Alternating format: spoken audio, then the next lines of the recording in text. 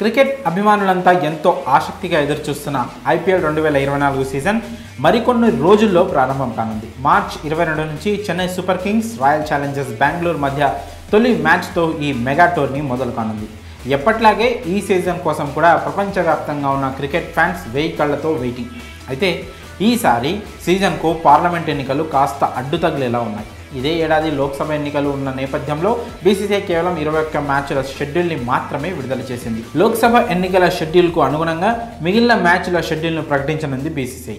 అయితే ఈ క్రమంలోనే ఆర్సీబీ మ్యాచ్లకు సంబంధించి ఓ ఇంట్రెస్టింగ్ విషయం వెలుగులోకి వస్తోంది.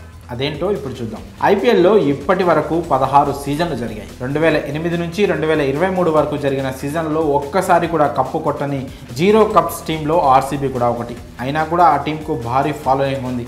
పాపులారిటీ క్రేజ్లో ఐపీఎల్లోనే మిగతా టీమ్స్ కంటే ఆర్సీబీనే టాప్లో ఉంటుంది. విరాట్ కోహ్లీ కారణంగానే ఆర్సీబీకి అంత క్రేజ్ వచ్చింది. దాదాపు ప్రతి రాష్ట్రంలోనూ ఆర్సీబీకి ఫ్యాన్స్ ఉంటారు. మన తెలుగు రాష్ట్రాల్లో కూడా ఆర్సీబీకి భారీ ఫ్యాన్ బేస్ ఉంది. హోమ్ టీమ్ సన్ రైజర్స్ హైదరాబాద్ను కూడా కాదని ఆర్సీబీకి సపోర్ట్ చేసే క్రికెట్ ఫ్యాన్స్ ఉన్నారు. అలాంటి వారికి ఒక గుడ్ న్యూస్. రానున్న ఐపీఎల్ 2024 సీజన్లో ఆర్సీబీ తమ హోమ్ గేమ్ మ్యాచ్లని వైజాగ్లోనే ఆడనున్నట్లు తెలుస్తోంది. అదేంటి, ఆర్సీబీ హోమ్ గ్రౌండ్ బెంగళూరులోని చిన్నస్వామి స్టేడియం కదా, వైజాగ్లో ఎందుకు ఆడుతోందనే డౌట్ రావచ్చు. దానికి ఓ బలమైన కారణం ఉంది. ప్రస్తుతం బెంగళూరు సిటీలో తీవ్ర నీటి సంక్షోభం తలెత్తింది.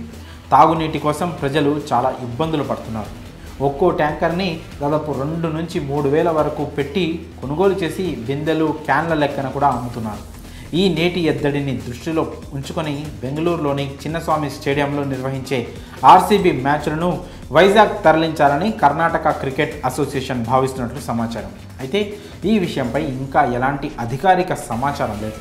ఒకవేళ బెంగళూరు నుంచి మ్యాచ్లను తరలిస్తే వైజాగ్ అయితే బెటర్ ఆప్షన్ అని కూడా కేసీఏ ఫిక్స్ అయినట్లు తెలుస్తోంది. మరి ఆర్సీబీ మ్యాచ్లు వైజాగ్లో జరిగితే ఎలా ఉంటుందో మీ అభిప్రాయాలను కామెంట్స్ రూపంలో తెలియజేయండి.